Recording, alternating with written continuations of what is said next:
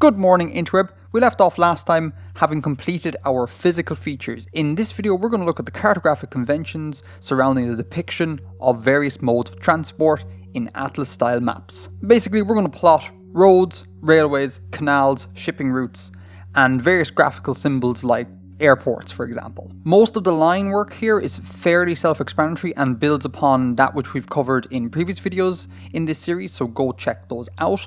That said, I do want to talk about cased lines that have two strokes, how to create tunnels, and the kind of cool character symbology can bring to a map. So this right here is your basic color palette. I chose to go red for roads and black for railways. So to draw a cased line using the appearance panel in Illustrator, hit I on your keyboard to bring up the eyedropper tool, click on a color you want. I'm going to go with this red. Hit N on your keyboard to bring up the pencil tool, and simply draw a line. Hit V on the keyboard for your selection tool, select the line, go up to Window and down to Appearance, and this palette will show up. I'm going to increase the stroke up to 2 here just because I want to. Now if we go down to the bottom left hand corner here, we have this Add New Stroke symbol. If we click that, Illustrator adds a new stroke on top of our old stroke, so we can select it, choose a white color, and drop down the stroke thickness until we get something that looks like this, a cased line. So with cased lines down, let's look at how to create a tunnel. Let's say there's an area of higher elevation here somewhere. First thing I'm going to do is I'm going to lock that layer just so I can't interfere with it. Then I'm going to hit Z on my keyboard for the zoom tool, and I'm going to zoom in on the area I want to tunnel. I'm going to select the line, hit P on my keyboard for the pen tool, and then I want to plot in and out points for the tunnel, where my tunnel starts and where my tunnel ends. So I'm going to say it starts here, wait for the cross to show up on your cursor. Once it does, click the line, go to your out point and do the same thing, wait for the cross to appear, click on the line. Now hit A on your keyboard for the direct selection tool and draw a box inside of your in and out points. Do not select your in and out points, draw a box inside of them. So for me, that would be like so. I've selected all the points inside of my in and out points, but not those points. With that done, I'm going to go Command C to copy that intersection that I want to tunnel. I'm going to go Command X to delete that section from the road, and then Command F to place it back into place.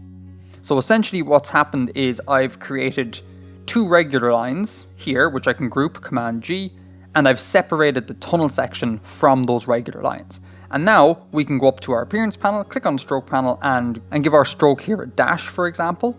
Highly recommend choosing align dashes to corner and path ends. It just makes it look neater. And you can also click on your red stroke and create a dashed line there too. And just to really highlight the in and out points, you can zoom in on them, Z on the keyboard, hit P on your keyboard for the pen tool, and then draw a set of lines very roughly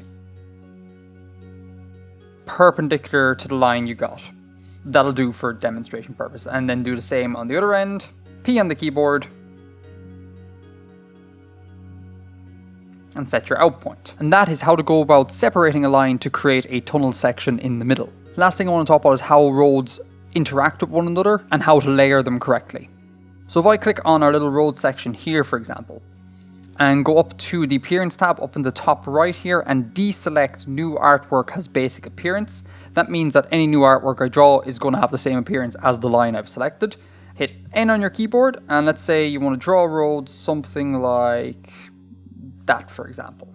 This is obviously not very nice, so hit A on your keyboard to select the end point of the line you've just drawn and align it. This is very important. Align it to the other line like so. Better, still not great though. Select the entire intersection, right click and then hit Make Compound Path. And that will merge the path together to create this really nice little intersection. It's a good idea to draw all of your roads in kind of loose first, and once you're happy with all of them, select them all and then merge them into compound path. Now this merging we do not want to do with roads of different hierarchies. So if I were to create a secondary road like so, for example, we don't want to merge them. Instead what we want to do is we want to have the higher order roads on top of the lower order roads. So I would simply send this one down to the bottom of the stack and that looks really neat. So there you go, cased roads done. tunnels, done, and compounding and layering roads, done. Last thing I want to look at is symbols. Now, you can obviously draw your own symbols, and that's entirely cool, but for those people who feel like art isn't their thing, there's a quick and easy way to get cool symbols into your map, and that is to use the internet. So let's do a search for plain symbol. Images, very important point here, go to tools, usage rights, and label for reuse. 9 times out of 10 you're going to get something from Wikipedia being at the top, which is really great because Wikipedia kind of has a good stockpile of vector icons that you can kind of borrow. So click on this bio, go to the original file, right click and download linked file. And just for demonstration purposes, I want to take a screenshot of this. Back to Illustrator, Command O to open up a file. Navigate to the folder where you downloaded the SVG file, ideally it should be an SVG, and open. And there you go, one infinitely scalable icon you can use to depict airports. And of course, just like with all vector graphics, you can come in here and you can edit to your heart's content. Maybe you want to get rid of these bios, something like that. Now let's say for whatever reason you couldn't find a free SVG in the public domain, you could only find a JPEG or something. You can still make it a vector file. So I'm going to go Command-Shift-P to place the screenshot I took, which is not a vector file. So with it selected, I'm going to go up to Image Trace, twiddle down the panel here, and then select one of these guys to vectorize it. Ideally, you want a high contrast, extremely simple image, black on some sort of a whitish background. If that's what you got, go with black and white logo. If not, use some of the other presets to see what happens. For me, this should work. Boom, and then go up to expand and hit Command-Shift-G to ungroup. Then you can select that white portion of the image, get rid of it, and hey presto, you have an infinitely scalable symbol that you can use to depict airports. Now at this point you might be like, well Edgar, I don't want to depict airports, I'm running a medieval setting or a high fantasy setting. No airports for me. If we go over to Nathan Mangion's work, the wonderful cartographer who has inspired this series, we can see that he makes extensive use of these symbols to bring a great kind of cultural feeling to his map. So if we zoom in on any one of his cities here, we can see that this city is a center of commerce, has a shipping industry, steel industry is a place of interest. If we go over here, we can see it's a great harbour, there's fishing happening here as well. So symbols can be used to create a good sense of culture in a map, and they can be done, just as I said, by Google searching free SVGs and using them in your map. And it goes without say at this point, you can totally create your own inside of Illustrator using the pen tool or the pencil tool as per the previous videos in this series. So that is that. Transport chat's done. I'm going to go into time maps mode, lay all these down on my map, and answer some of your questions. I'll see you very soon, Internet.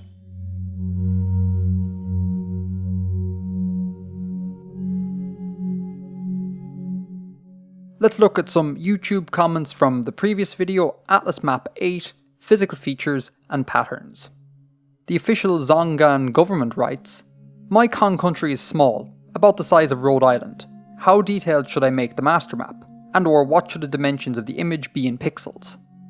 Your image dimension is largely going to be informed by your computer. Go as big as you possibly can.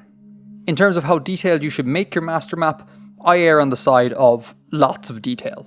That way you kind of future-proof your map. And should you want to create more con countries in the future, all that detail is ready waiting for you to go."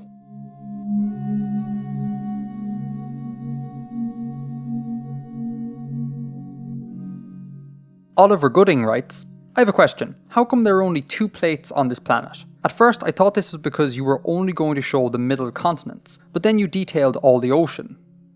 There are only 2 plates on this world for the sake of time and nothing else. Were this a world proper, there would be many, many more plates. In terms of the ocean, 2 things. 1, oceans are neglected very often, so I thought I'd show them a bit of love, and also it was a fun project to do on one of my patron-only live streams."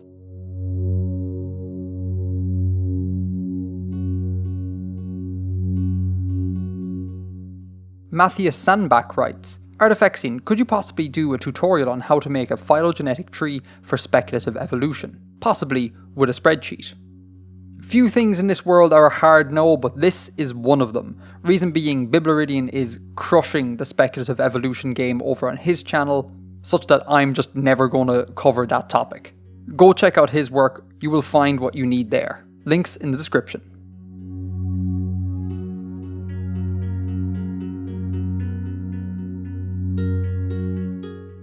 Dedicated follower 467 writes, I usually go for a more fantastical, historical or hand-drawn feel, but this is really making me want to do some more detailed and modern looking maps for my world. This is a great series and it's given me all sorts of ideas. Thank you, I am glad you like it. It's worth pointing out that with a couple of tweaks, this method could easily spit out a fantastical or historical looking map. Choose a different colour palette, go for some ye olde fonts, avoid modern features like motorways and airports, and next thing you know, you have yourself a fantasy map.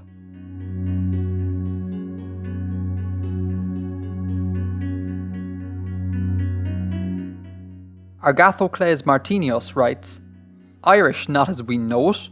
Would that mean you're taking names from Irish mythology? You know, I'm not, but I kind of should have. That would have been a really cool idea. I might sneak some in off camera and let you guys find them in the next episode.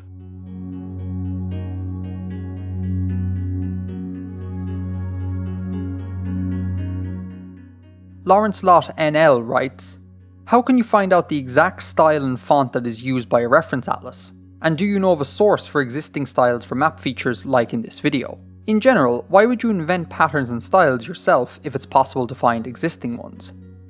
So I try to limit the amount of borrowing I do in my projects because I want to bring my own feel to it. Hence why I came up with my own patterns and styles.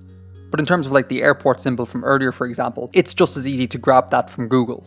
As long as you're doing so legally and you have the rights to it and there's no copyright issue, that's really important. In terms of finding out the exact styles and fonts that are used by reference atlases, that's really tricky. But certainly in the case of fonts, it doesn't really matter. Like, the important point to note is not what exact fonts are being used, but rather how fonts are being distinguished. So like, when are they using serif fonts and sans serif fonts? When are they using capitalization? Do they use bold letter weights, underlines, italics? When do they employ colours in fonts? Like, that's the important thing to get from studying reference atlases. The exact font, it's up to you.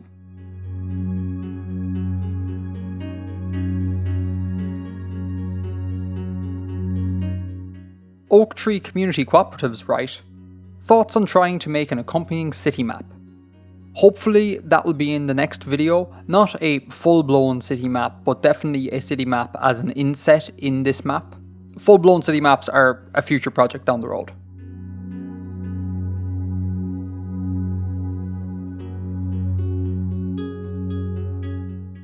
Heather Campbell writes, would it be possible to get that style guide in downloadable format? Yet chances are I'll probably release it to the patrons after this series is done. So if you're interested in that, head on over to my Patreon, links are in the description.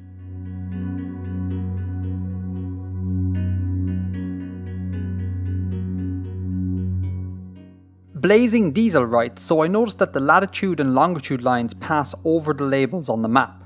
Is this supposed to be this way, or is the text meant to go over the lines? I would assume the latter, because it would probably look nicer. Yup, it's the latter. I usually don't worry about it too much until the final stage where I clean everything up. Interesting point though, there are certain styles of map, generally navigational maps, where the latitude lines go under the continents but above the seas. I would encourage people to look into that, see whether it's a thing they want to use. Those maps can look really cool.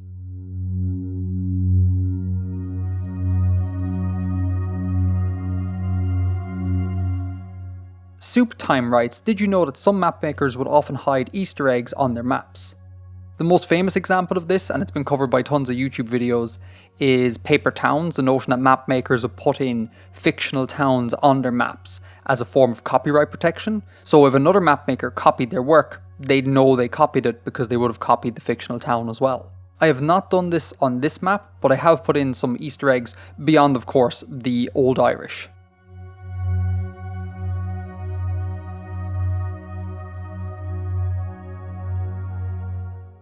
So that's it for YouTube. Let's have a look what the subreddit said about the last video. Links to my sub in the description. Celestial_blue3 writes, how many islands are too many. I'm looking at a map of Magic the Gathering's Dominaria. Is that ridiculously high level of islands natural? Yes and no. First off, I'll link the map to Dominaria in the description so everyone can go check it out. Yes, it's natural in the sense that Earth has many islands. Many islands. And if you're going for hyperrealism, you're going to spend all of your time drawing islands, basically. Like Ireland, for example, has about 80 islands off its coast, according to Google, which is nothing compared to, say, the likes of Norway with its tens of thousands of islands. So let's go conservative, let's say 80, let's multiply that by, 192-ish countries in the world. You're looking at 15,000 islands straight off the bat. So lots and lots of islands. That said, Dominaria isn't realistic in the sense that the vast majority of those islands aren't going to be seen at the scale of a world map. They're just going to be too small. So whenever I see a world map like Dominaria, dotted with islands, I always think something has happened, like for example, sea level rise has occurred and has flooded a lot of the low-lying regions. So in summation, Dominaria hints at a realistic amount of islands, but its scale is a bit off for me, unless there's been catastrophic sea level rise.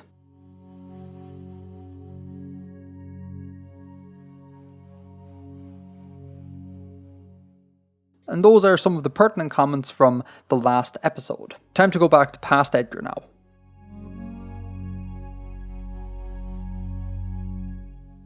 Cool, so that is going to be that for today.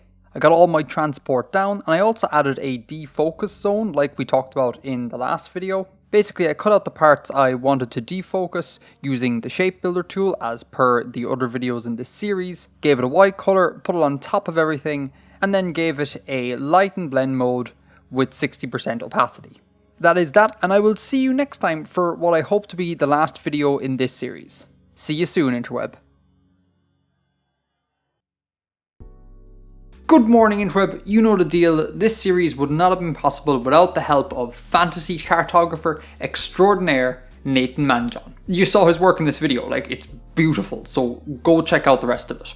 Links in all the usual places. A massive thanks goes out to Nathan, a massive thanks goes out to you for watching my videos, and a massive thanks goes out to all my wonderful patrons who help make Artifexian a possibility, including Alexander Roper, Andrew P Chehayl, John Hooyer, Ripta Pasay, Spencer Brownlee, Terrablae, and World Anvil. Without you, no roads would have ever been laid, so thank you so much. Until next time, Edgar out.